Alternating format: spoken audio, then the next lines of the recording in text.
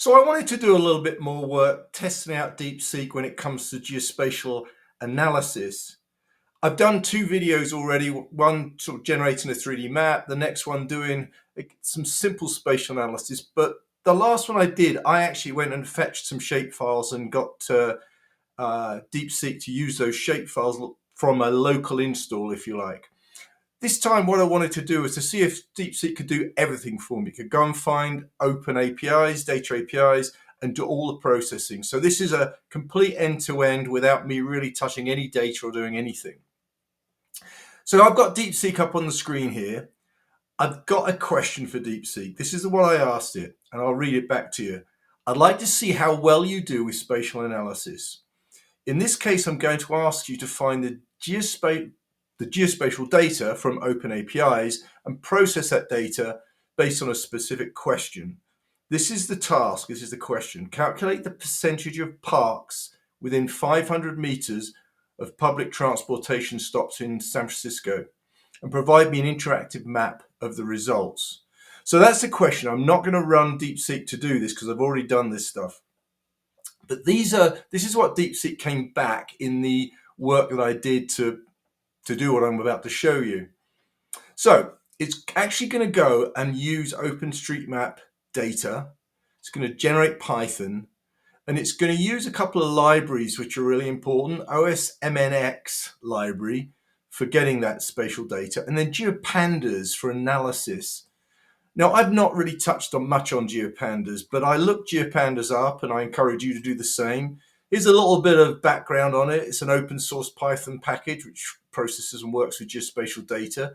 I was kind of interested on the right side here. Someone on Reddit said, because it's so much nicer and more capable than QGIS, and especially ARC, if you know what you're doing. So there's a lot of, I'll have to dive deeper into GeoPandas, but GeoPanda is a really an interesting way to process geospatial data, and it does a great job in this case.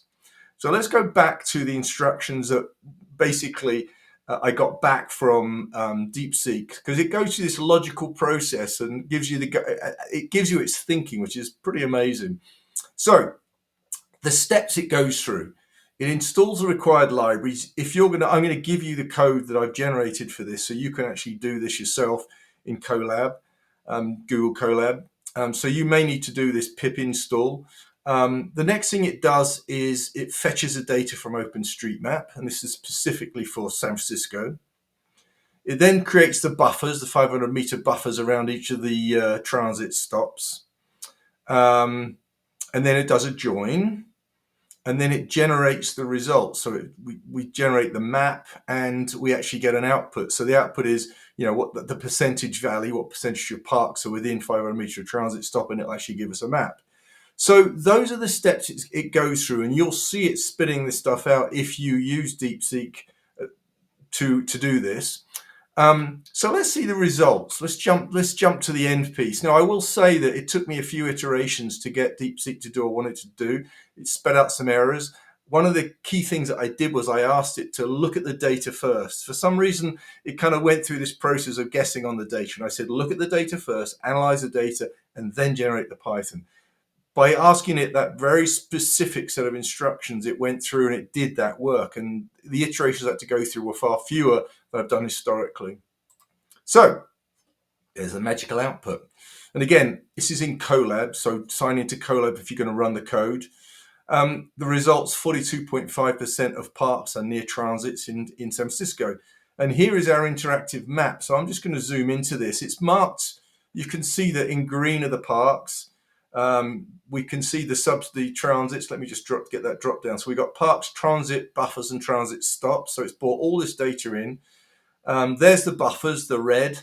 And what it's done is it's basically calculated. So in this case, that park falls within that buffer. So that's obviously included in that 42%. But I found this pretty flippin' amazing, the things that I can do with this. And I'm diving deeper into this.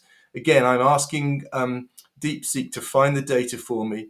It's processing that data, and then it's outputting the data, not just the map, but it's also giving me the results. So again, I said before, I'll keep working with this, but the deeper I dive with DeepSeek, the more impressed I am with what it can actually do in terms of automating the process of complex geospatial analysis. And again, I will get more complex over time.